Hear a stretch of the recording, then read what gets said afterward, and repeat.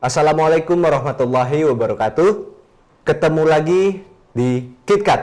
Kang Imam tanya Kang Tisna.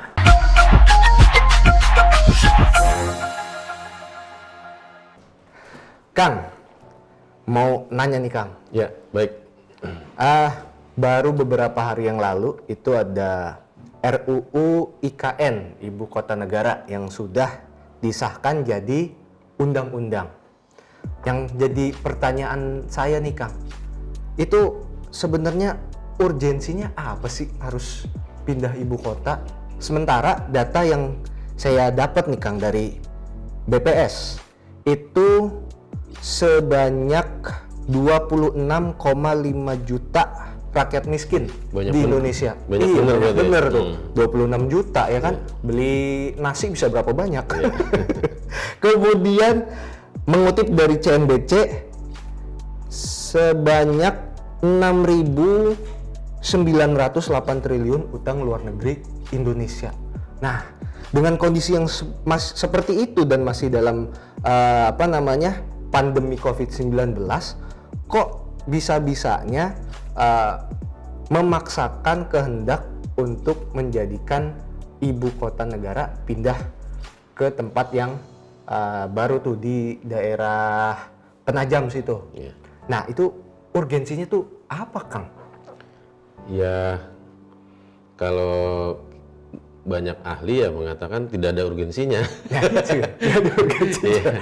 Jadi yang urgen sekarang bagaimana kita segera bangkit dari pandemi ini, kita keluar dari pandemi ini segera selesai gitu kan. Kemudian bagaimana menghilangkan kemiskinan seperti itu ya. Jadi 26,5 juta itu kan banyak tuh. Banyak banget. Kayak gitu. Sangat banyak. Itu pun berdasarkan data BPS gitu ya. Kenapa 26,5 juta? Karena garis kemiskinannya ditentukan BPS sekian gitu kan. Ya, pada beberapa waktu yang lalu misalkan BPS tuh standarnya $2 misalnya. $2 sekarang kalau kursnya 14.000 berarti 28.000 Kang Imam. Baru dibilang miskin. Baru dibilang miskin. Sehari itu pendapatannya 28.000. Nah, kira-kira Kang Imam kalau ngasih uang belanja ke istri 28.000 sehari digaplok nggak sama istrinya? Belum sama anak ya. Iya, belum sekolah segala macam, Baru dibilang miskin. Iya. Berarti kalau saya dapat 29.000 nggak miskin Jadi dong? sebenarnya iya benar. Jadi kalau kemudian garisnya dinaikkan lagi, itu lebih banyak lagi. Makanya pernah data PBB itu enggak segitu, tapi bisa sampai 100 juta. Karena memang garisnya beda seperti itu.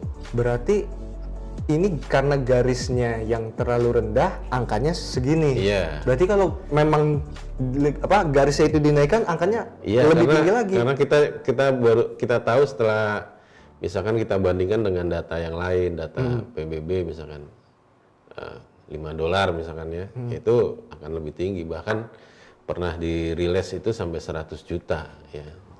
Jadi penduduk yang berada di garis kemiskinan seperti itu. Dan itu banyak. Jadi kalaupun kita tidak ingin terlalu melebar kemana-mana, kita pakai data BPS saja ya. 25,6 juta itu banyak. Iya, gitu. banyak banget itu, Banyak Kang. banget gitu ya. Dan dengan data seperti ini pun masih memprioritaskan pembangunan IKN. Iya, benar. Yang jadi pertanyaan kan, sebenarnya negara ini prioritasnya kan kemana gitu, Kang? Saya nanya yang lain aja deh. Artinya dari sini kita udah bisa ngebaca prioritasnya dari negara itu lebih kemana gitu, Kang. Kalau di Islam sendiri, Kang, itu prioritas negara apa aja sih yang didahulukan lebih dahulu daripada membangun ibu kota negara? Iya. Jadi kita mungkin pernah bahas ya bagaimana siasah dalam pandangan Islam, politik dalam pandangan Islam itu adalah ri'ayatu syu'unil ummah. Bagaimana mengurus urusan umat seperti itu. Jadi suatu aktivitas yang sangat mulia, sangat agung ya. Dan kalau bicara ekonomi dalam pandangan Islam, ya politik ekonomi Islam itu kebijakannya yang pertama itu harus memastikan setiap warga negara itu terpenuhi kebutuhan pokoknya. Bahkan istilahnya tuh individu demi individu gitu. Ya, jadi fardan. Jadi tiap individu, ya. Jadi harus dipastikan. Kalau dalam sistem ekonomi Barat itu kan sistem kapitalis ngukur kesejahteraan dari pendapatan per kapita. Ya. Pendapatan per kapita. Per kapita itu sendiri juga sebenarnya tidak mencerminkan aslinya yang terjadi di masyarakat, gitu kan? Karena pendapatan domestik bruto itu kemudian dibagi jumlah penduduk itu tidak mencerminkan kesejahteraan yang real terjadi di masyarakat. Tapi padahal kalau kaya cuma satu orang, iya bisa jadi gitu ya. Salah satu pemasukan besar itu dari beberapa orang gitu kan, kemudian dibagi dengan jumlah penduduk yang banyak seperti itu. Jadi dalam Islam harus pastikan tiap penduduk itu harus terpenuhi kebutuhan pokoknya, ya, basic need-nya, bahasa Arabnya hajatul asasiyahnya. Apa itu? Makan, ya. Pakaian, kemudian tempat tinggal, seperti itu. Ya. Itu harus terpenuhi. Harus terpenuhi. Ya. Makanya kalau kita baca sejarah, ya, bagaimana Umar bin Khattab itu kadang nggak bisa tidur, ya, karena ingin memastikan tiap warganya itu terpenuhi kebutuhan pokoknya, gitu. Sehingga muncul dalam sejarah itu bagaimana Umar kemudian menemukan ada dalam sebuah keluarga, ya, anaknya kelaparan, ibunya kemudian menghibur anaknya dengan masak batu, nah, gitu kan. Saking nggak ada yang bisa dimakan, gitu. Yang terjadi Umar yang manggul-manggul makanan itu gandum sendiri seperti itu. Karena beliau paham betul tanggung jawabnya nanti di akhirat itu sebagai pemimpin seperti itu. Jadi itu yang seharusnya diutamakan dulu, gitu. Karena itu problem paling mendasar, gitu. Orang kalau udah lapar nggak bisa makan, gitu kan. Ya dia nggak bisa ngapa-ngapain, kerja nggak bisa, gitu kan. Kerja nggak bisa, dia mau ngapa-ngapain nggak bisa, nggak produktif seperti itu. Benar. Maka ini harus dipastikan dulu, ya, sehingga kita bisa melihat bagaimana Sayyidina Umar itu saking takutnya nanti di akhirat, di hari kiamat, ya, nanti akan diaudit sama Allah, dihisab, ya. Maka dia pastikan itu seperti itu. Nah, di samping Nabi juga dalam hadis riwayat Al-Bazzar itu menyampaikan Nabi man bata sab'an wajaruhu ja'iun ila janbihi wa huwa ya'lamu bihi. Jadi tidak beriman padaku. Nah, jadi ini hadis qudsi berarti, ya. Tidak beriman pada Allah orang yang dia melalui malamnya dalam keadaan kenyang, ya, sedangkan tetangganya lapar sampai ke perutnya, ya, gitu, ke lambungnya, ya. Wa huwa ya'lamu bihi. Sedangkan dia tahu tetangganya itu lapar itu. Jadi membiarkan orang kelaparan itu dikaitkan dengan masalah keimanan. Ini menarik sekali, gitu. Jadi tidak sempurna iman seseorang yang membiarkan tetangganya kelaparan.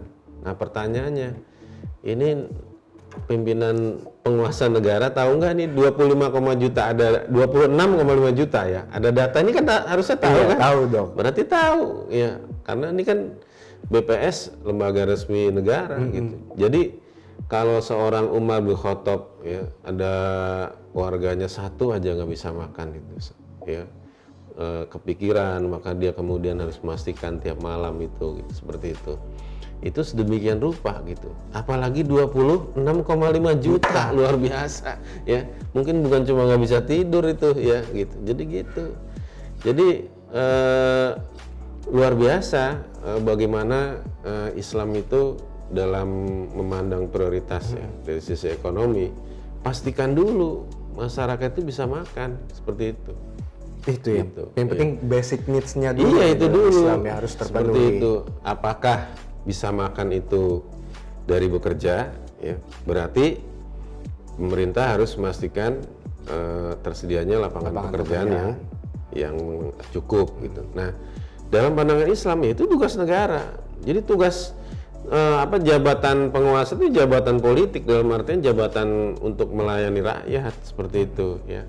Sehingga pada saat untuk memastikan tadi terbutuhnya kebutuhan pokok itu negara yang melakukan. Nah, sedangkan kalau kita lihat dalam sistem barat kapitalis ini yang banyak diterapkan di seluruh dunia sekarang, itu yang memastikan pekerjaan siapa coba?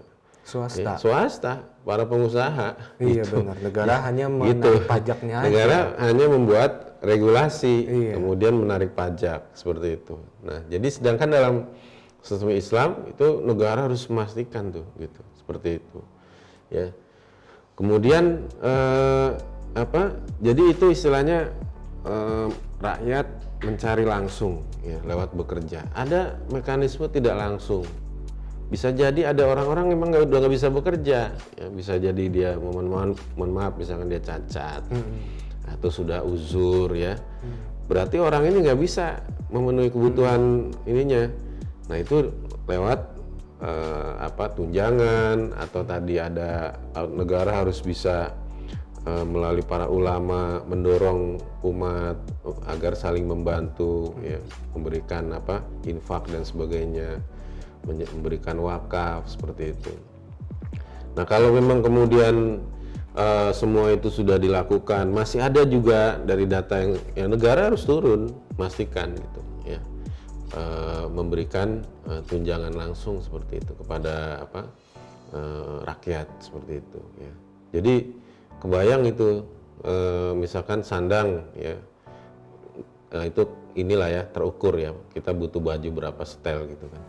Nah, tempat tinggal misalkan negara harus bisa nyediain rumah atau rumah susun gitu ya. Oh, yang belum punya rumah tinggal dulu di situ gitu. Gratis kalau perlu seperti itu, jangan lagi mikir untung rugi negara ini gitu, seperti itu ya. Dan negara mendorong tadi supaya punya pekerjaan itu kan bisa jadi dia bekerja sama orang atau dia membuat lapangan pekerjaan sendiri kan, gitu. Artinya sampai ke level-level kelurahan itu kalau bisa diadakan pelatihan entrepreneur, bagaimana kemudian rakyat itu dipacu, ya, disemangati, dimotivasi untuk menjadi orang-orang yang berusaha, entrepreneur, dia punya usaha sendiri, gitu, membangun usaha sendiri seperti itu.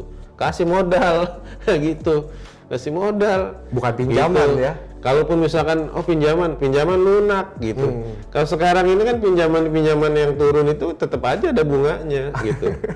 Iya. Jadi mengerikan sebenarnya. Jadi ada ribanya. Benar. Gitu. Jadi luar biasa.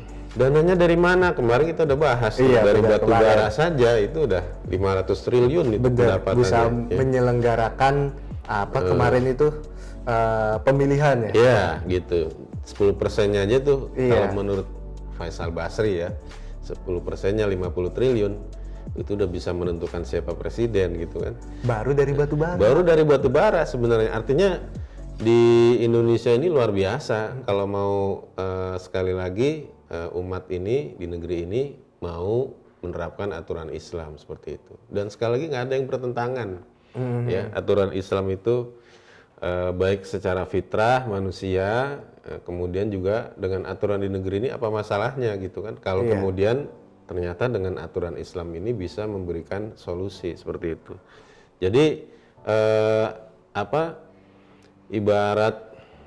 ibaratnya ada kepala rumah tangga gitu, anaknya masih pada kelaparan, dia pengen bangun rumah gitu, ya. Padahal rumahnya itu sendiri sudah layak gitu, gitu. Saya mau pengen bangun rumah dulu biar anak mah kelaparan gitu. Ini kan cara berpikirnya gimana, aneh gitu sebenarnya gitu.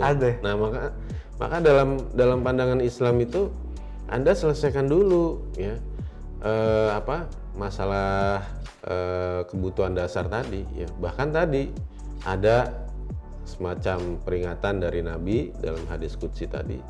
Orang kalau tahu ada tetangganya atau orang tahu ada orang kelaparan, dia mendiamkan, sedangkan dia bisa tidur dengan kenyang gitu, itu dikaitkan dengan keimanan dia, tidak sempurna imannya ya. Jadi bukan sekedar orang tuh maksiat, tapi langsung ke keimanannya gitu ya. Gitu seperti itu ya. Jadi luar biasa Islam itu berarti kan memberikan perhatian dalam kesejahteraan rakyat, kesejahteraan umat ya. Supaya dipastikan ya rakyat umat ini ya bangkit ya. Sehingga kalau kita lihat bagaimana dalam masa-masa kejayaan Islam itu muncul karya-karya yang itu hanya bisa terjadi memang di saat sebuah peradaban itu udah nggak mikirin makan, gitu. Makan tuh udah selesai, gitu. Iya, dan orang kalau masih mikirin makan, orang kalau masih mikir aja nggak bisa. Iya, kalau orang masih mikirin makan susah, gitu. Iya. Ya kan? Misalkan kalau kita belajar ilmu kalam itu ya, kalau kita belajar ilmu kalam itu kita aja kadang mikir kok yang kayak begini-gini dipikirin gitu ya. Ya. Misalkan Mu'tazilah itu mengatakan Allah itu alim bukan karena sifat alimnya gitu. Kok sampai segitunya dipikirin gitu ya gitu. Sedangkan mungkin kalau orang sekarang kan mikirin makan aja susah. Mikir makan aja susah. Besok mau makan apa ya kan? Besok mau makan apa? Bagaimana misalkan pada masa Abbasiyah terjadi gelombang besar penerjemahan filsafat Yunani itu kan hanya terjadi pada masa tadi di saat memang peradaban itu tadi udah selesai, urusan perut itu udah selesai gitu. Jadi itu dulu selesaikan gitu. Kalau itu udah selesai ya maka tadi orang akan kreatif, akan bangkit gitu seperti itu. Apalagi kemudian disentuh dengan akidah Islam, dengan aturan Islam, dengan akhlak yang mulia. Luar biasa seperti itu. Berarti Indonesia tidak berprestasi, bukan tidak berprestasi ya. Prestasinya kurang banyak mungkin karena masih mikirin perut kan. Iya, sekarang kan gini. Orang misalkan kita misalkan yang terbaru beberapa waktu yang lalu ya. Salah satu cabang olahraga gitu kan dapat Piala Dunia, tapi habis itu apa yang dipikirin? Yang dipikirin kan mana ininya kompensasinya kan gitu ya, ya kan? Gitu kan pasti itu masih yang dipikirin kan itu gitu. Jadi bagaimana orang itu membuat karya baru itu masih jauh sekali gitu seperti itu ya. Dan itu hanya terjadi tadi kalau sebuah peradaban itu sudah selesai. Tetapi kita lihat banyak justru pejabat-pejabat tuh nyinyir kalau mau pakai pola seperti itu, gitu. Mereka bilang kalau rakyat tuh selalu dikasih tunjangan itu nanti menimbulkan mental pengemis katanya gitu. Padahal dalam Islam mengemis itu diharamkan, nah gitu. Jadi nggak boleh mengemis itu. MUI sendiri di Indonesia, MUI Majelis Ulama Indonesia itu udah sempat mengeluarkan fatwa haram mengemis seperti itu. Jadi beda antara mengemis dengan orang itu memang tidak mampu, kemudian kita kasih bantuan supaya dia bangkit, ya, dia punya usaha sendiri, kemudian dia jadi orang yang bisa berinfak seperti itu, jadi orang yang mengeluarkan zakat gitu seperti itu. Wah, luar biasa banget itu. Jadi kan gitu. Tapi anehnya nih Kang Imam. Giliran kalau mau kampanye, mau pemilu, keluar tuh BLT. Oh, iya. Gitu, ya. Ada pakai kerudung. Iya anehnya gitu. Termasuk negara sendiri, gitu. Jadi negara ngeluarin tuh yang namanya BLT kalau udah mau akhir masa jabatan nih gitu kan gitu. Nanti kan dipakai pas kampanye. Oh, kami kan pernah ngasih BLT gitu. Tapi giliran lagi enak jabat itu banyak gitu. Jangan suka ngasih tunjangan langsung ke masyarakat karena itu menimbulkan mental pengemis katanya. Tapi nanti giliran dibutuhkan untuk narasi kampanye keluar itu gitu. Jadi bisa kebayang ya, artinya umat itu cerdas nanti akan memilih pemimpin segala macam.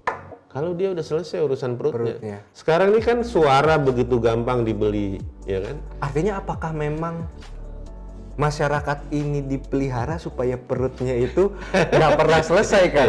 Jadi bisa selalu dimainkan itu. Ya mungkin bisa dibilang sistem barat kapitalis ini ya kayak lingkaran setan gitu ya. Iya. Di satu sisi memang sistem ini nggak menyelesaikan masalah gitu.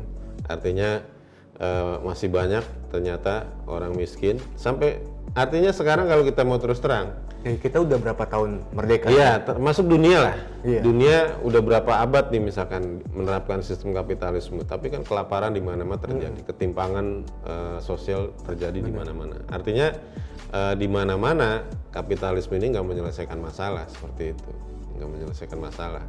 Yang ada ya tadi proyek-proyek mercusuar gitu, gitu kan.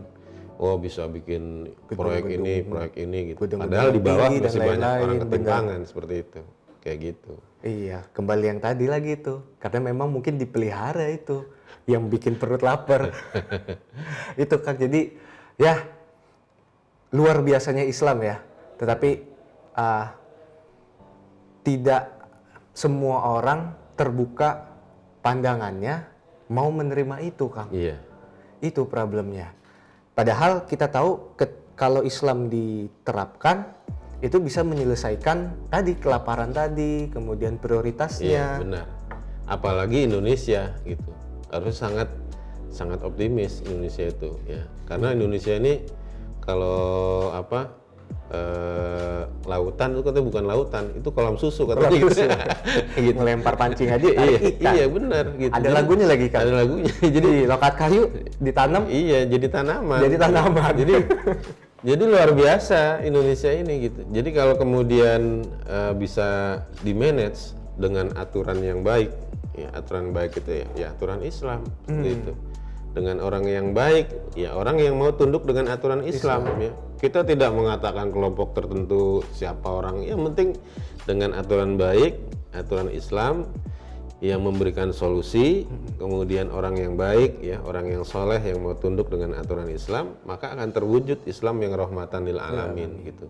Kalau rakyat ini sejahtera, terpenuhi kebutuhan pokoknya, yang merasakan nikmatnya bukan cuma orang Islam, ya kan? Orang-orang non-Muslim juga merasa nikmat hidup di bawah naungan Islam seperti itu, ya.